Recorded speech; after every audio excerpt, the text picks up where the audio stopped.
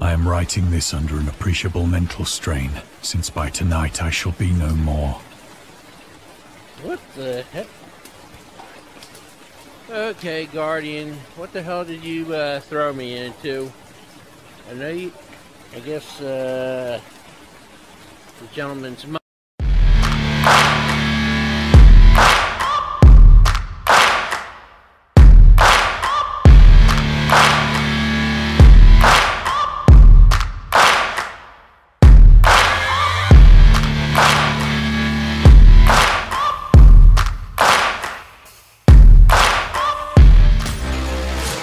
I think I'm gonna have a little fun with these guys.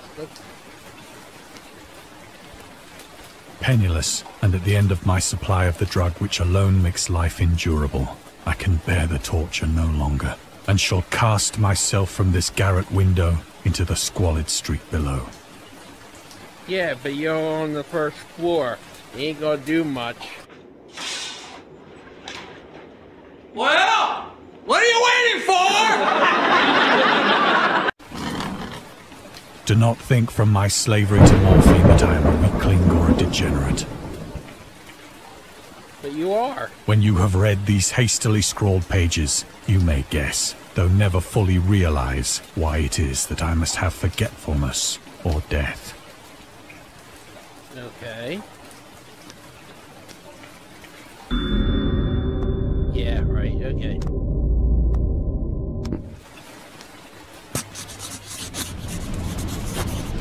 It was in one of the most open and least frequented parts of the broad Pacific that the packet of which I was supercargo fell a victim to the German sea raider. Ain't that the Colossus?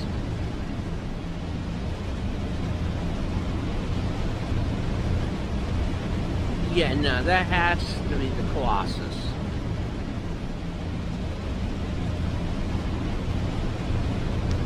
Let's see.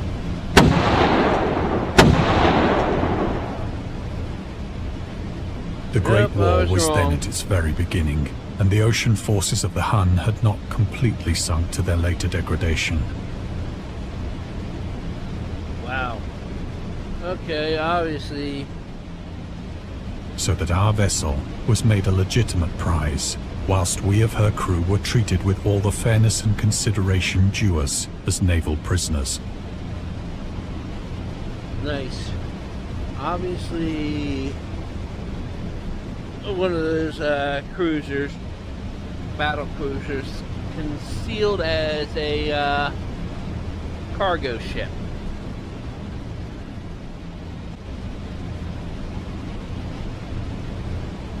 Okay. German warboat. Nice. So liberal, indeed, was the discipline of our captors, that 5 days after we were taken, I managed to escape alone in a small boat with water and provisions for a good length of time. Yeah, I believe it. Let's see here. Anything else I like to use? Yeah, no.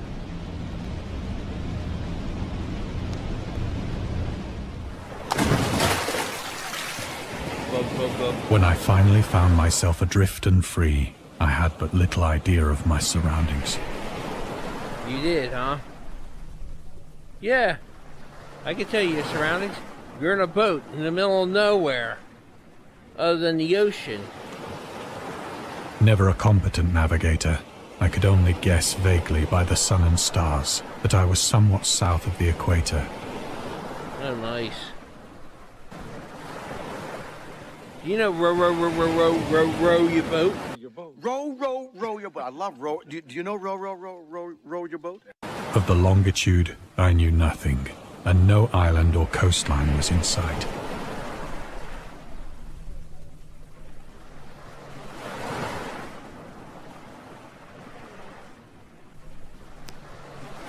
There you go. The weather kept fair, and for uncounted days I drifted aimlessly beneath the scorching sun, waiting either for some passing ship or to be cast on the shores of some habitable land. Yeah, that ain't gonna happen anytime soon. The rich wig. But neither ship nor land appeared, and I began to despair in my solitude upon the heaving vastness of unbroken blue. Yeah.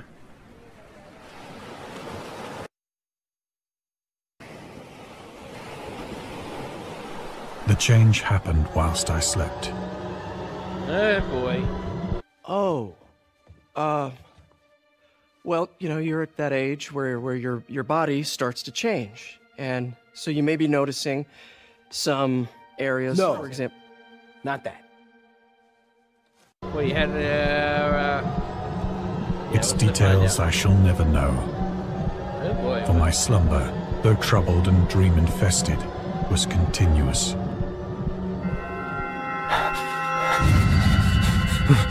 What the? Squid. What the hell? When at last I awoke, it was to discover myself half sucked into a slimy expanse of hellish black mire, which extended about me in monotonous undulations as far as I could see. Uh-huh. And in which my boat lay grounded some distance away. Yuck.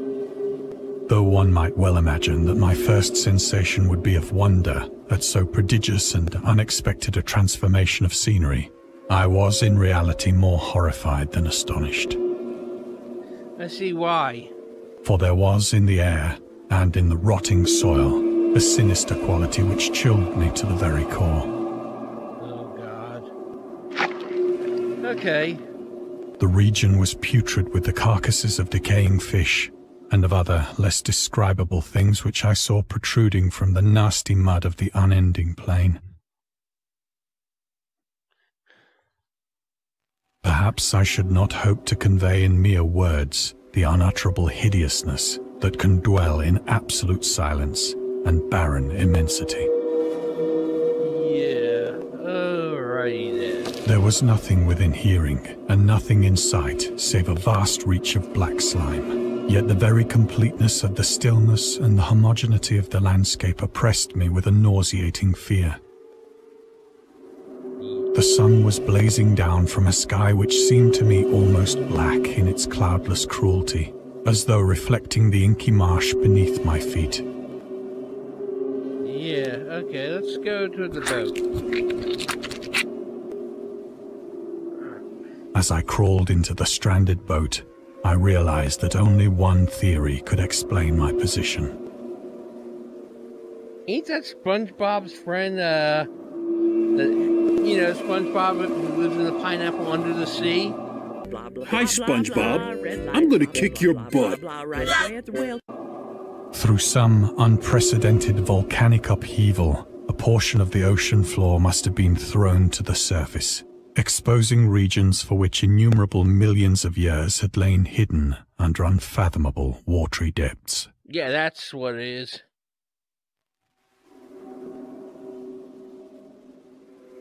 That looks like something. Never mind. Anyway. So great was the extent of the new land which had risen beneath me that I could not detect the faintest noise of the surging ocean, straining my ears as I might. Yeah. Nor were there any seafowl to prey upon the dead things. I don't know, but well, maybe with him. Okay, I see a few dead things, but I see a lot of things moving. I don't know about the thing behind me.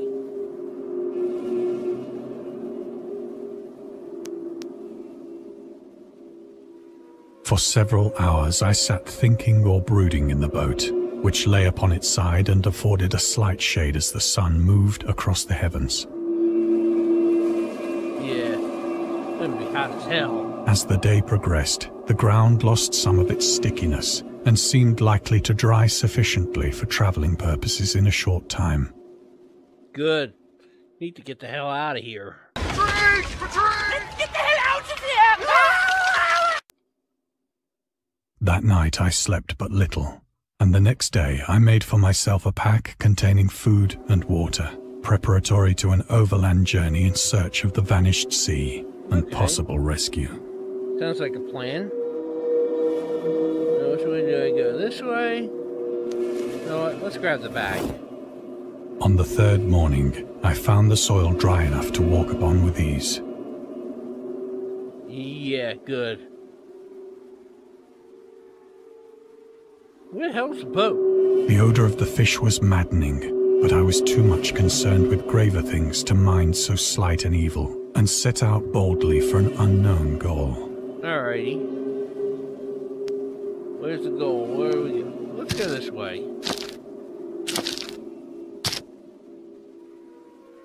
All day I forged steadily westward, guided by a faraway hummock which rose higher than any other elevation on the rolling desert. Okay. Which way do we go? That way. That away.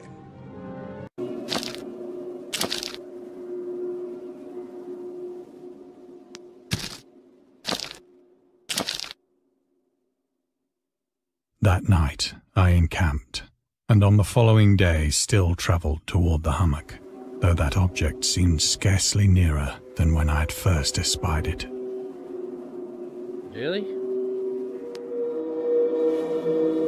Warp speed, snotty.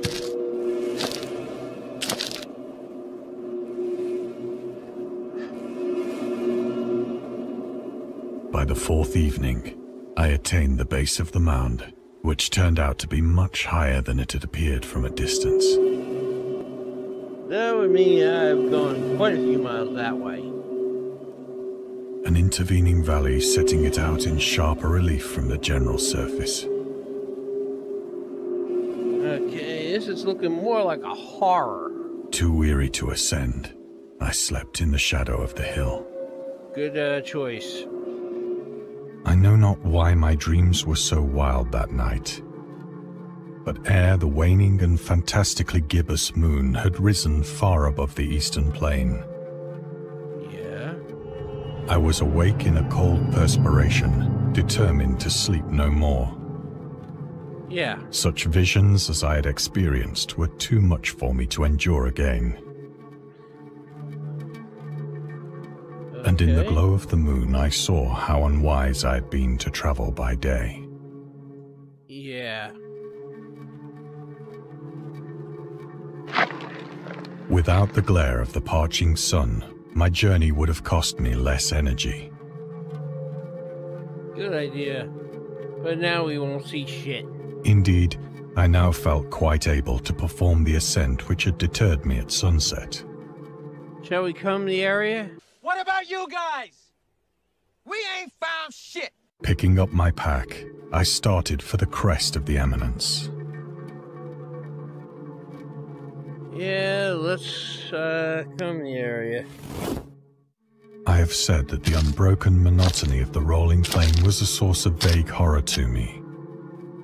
But I think my horror was greater when I gained the summit of the mound and looked down the other side into an immeasurable pit or canyon, whose black recesses the moon had not yet soared high enough to illumine. Yeah. Wow. That's inky black down there. I felt myself on the edge of the world, peering over the rim into a fathomless chaos of eternal night. Yeah. I Through can see my that. terror ran curious reminiscences of Paradise Lost, and of Satan's hideous climb through the unfashioned realms of darkness. Solid granite. Uh-huh.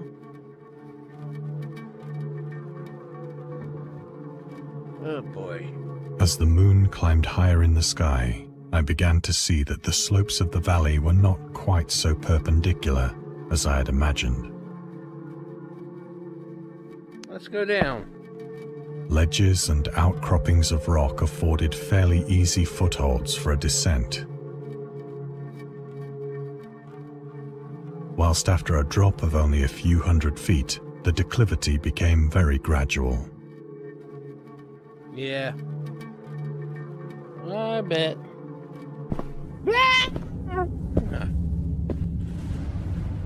Urged on by an impulse which I cannot definitely analyze, I scrambled with difficulty down the rocks and stood on the gentler slope beneath.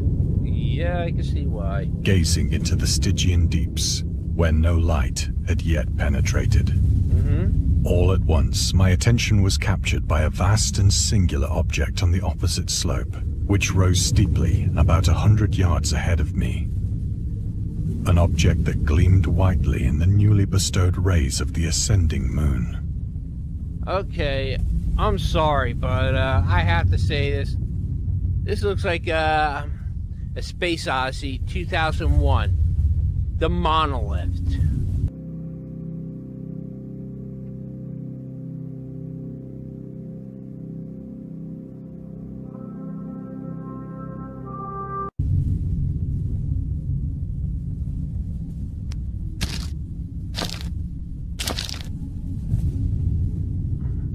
That it was merely a gigantic piece of stone, I soon assured myself. But I was conscious of a distinct impression that its contour and position were not altogether the work of nature. You think? A closer scrutiny filled me with sensations I cannot express.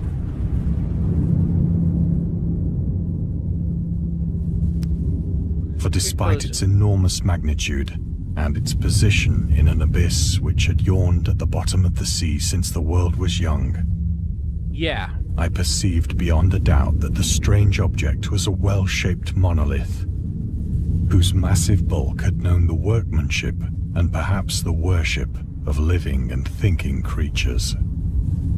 Okay. Dazed and frightened, yet not without a certain thrill of the scientist's or archaeologist's delight, I examined my surroundings more closely. Yeah, I'm pretty sure of that. Get on here. Get on, little doggy. The moon, now near the zenith, shone weirdly and vividly above the towering steeps that hemmed in the chasm. Okay. Petroglyphs. On something that looks like a monolith. And revealed the fact that a far-flung body of water flowed at the bottom, winding out of sight in both directions, and almost lapping my feet as I stood on the slope. Across the chasm, the wavelets washed the base of the Cyclopean monolith,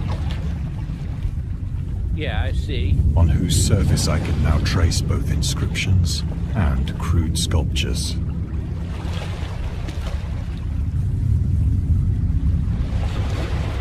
Let's take a closer look.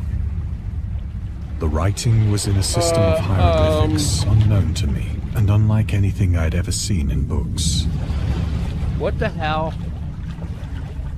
Why am I flying? Hey Guardian, you do know I'm terrified of heights. And I mean, legit, I am terrified of heights.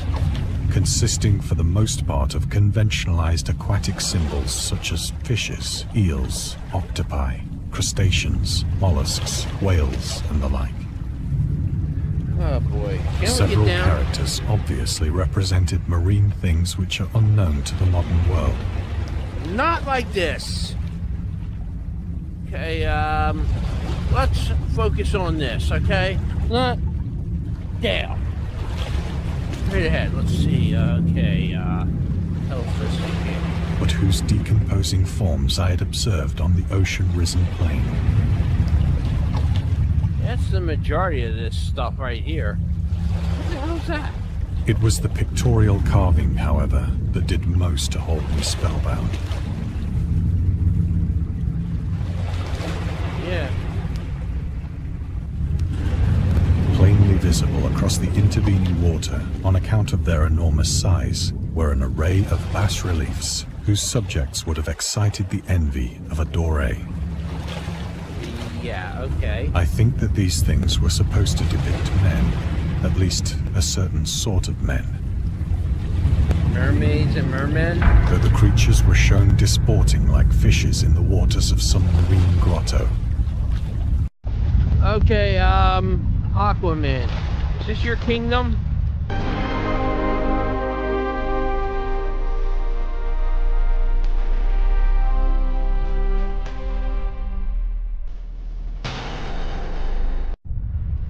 before paying homage at some monolithic shrine, which appeared to be under the waves as well. Of their faces and forms I dare not speak in detail. Yeah, it must be from the other, the Forgotten Kingdom. For the mere remembrance makes me grow faint. Grotesque beyond the imagination of a Poe or a Bulwer. Oh, I'm glad you say this. It seems like Edgar Allan Poe at Nevermore. They were damnably human in general outline, despite webbed hands and feet, shockingly wide and flabby lips, glassy, bulging eyes, and other features less pleasant to recall. Yeah, I can see that. Curiously enough, they seem to have been chiseled badly out of proportion with their scenic background. Yeah. For one of the creatures was shown in the act of killing a whale, represented as but little larger than himself. What is this, a Leviathan?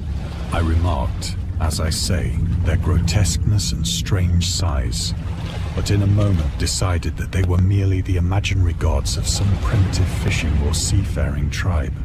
Agreed. Some tribe whose last descendant had perished eras before the first ancestor of the Piltdown or Neanderthal man was born. Yeah, agreed. Awestruck at this unexpected glimpse into a past beyond the conception of the most daring anthropologist, I stood musing whilst the moon cast queer reflections on the silent channel before me. Then, suddenly, I saw it. What did you see? With only a slight churning to mark its rise to the surface, the thing slid into Right view there. above the dark waters. Polyphemus-like and loathsome, it darted like a stupendous monster of nightmares to the monolith. The fact that this thing is almost the size of the monolith, I think we need to get the hell out of here. About which it flung its gigantic scaly arms, the while it bowed its hideous head and gave vent to certain measured sounds. I think I went mad then. Gee, I don't blame you. Of Let's my see. frantic ascent of the slope and cliff, and of my delirious journey back to the stranded boat, I remember little. Okay. Let's get the hell out of here. I believe I sang a great deal and laughed oddly when I was unable to sing. Yeah.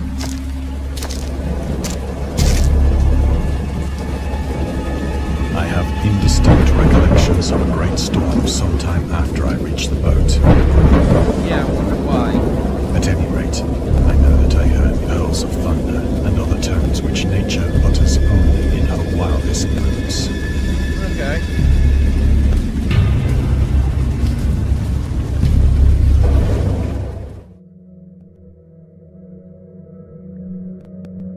When I came out of the shadows, I was in a Shows a San Francisco hospital. Yes! Freedom. brought thither by the captain of the American ship which had picked up my boat in mid-ocean. Good. In my delirium, I had said much, but found that my words had been given scant attention. A land of upheaval in the Pacific. My rescuers knew nothing. Nor did I deem it necessary to insist upon a thing which I knew they could not believe. Yeah. I don't think they believe it either. Let's get out of here.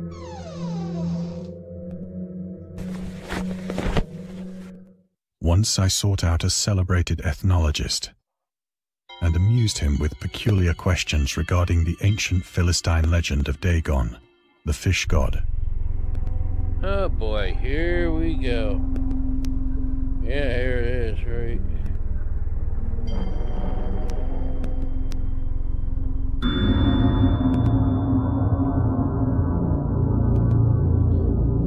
You can pause it to read it, but let's get on with it.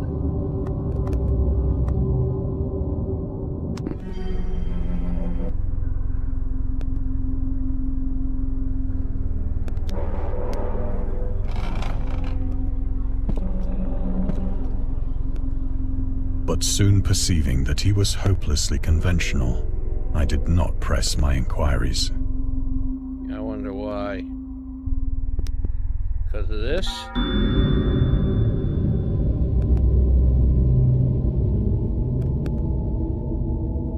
And once again, guys, you can read this if you want. Pause it, read it. I'm going to continue.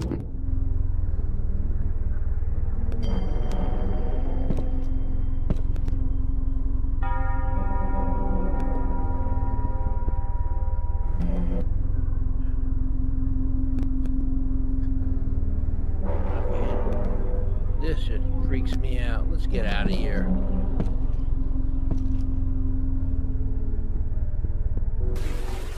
It is at night, especially when the moon is gibbous and waning, that I see the thing.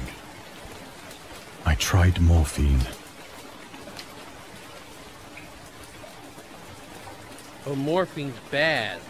But the drug has given only transient surcease, and has drawn me into its clutches as a hopeless slave. Why not? So now, I am to end it all, having written a full account for the information or the contemptuous amusement of my fellow men. Oh boy.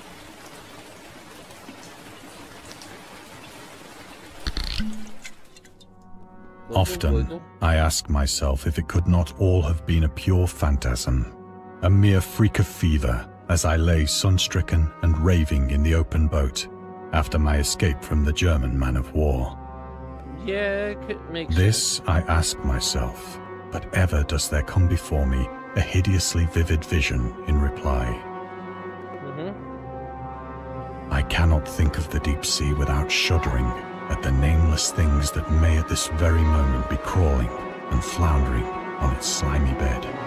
Guardian, I told you, I do not like heights. Worshipping their ancient stone idols and carving their own detestable likenesses on submarine obelisks of water-soaked granite. Yeah, I think that's my heart beating, because I'm up high. I dream of a day when they may rise above the billows to drag down into their reeking talons the remnants of puny, war-exhausted mankind. Of a day when the land shall sink and the dark ocean shall ascend amidst universal pandemonium. Okay, where's Godzilla when you need him? Oh, terribly sorry, old chap. Did we double book? Let me just check the old Kaiju Destruction database over here. He'd have these guys for breakfast. My other question is, why am I so high still? Come on.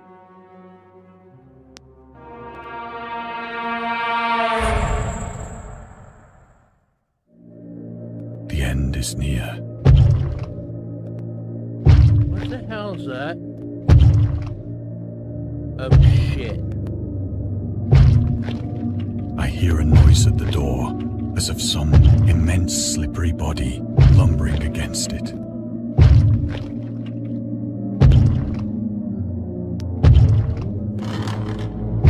It shall not find me. What shall not find you? What is... God, that hand!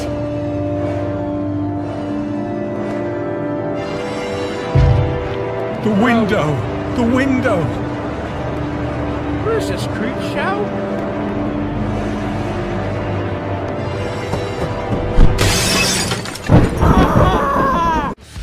Okay, I did not think you'd do that. Alrighty, I guess we're off to the next one. So, Guardian, where are we heading to next?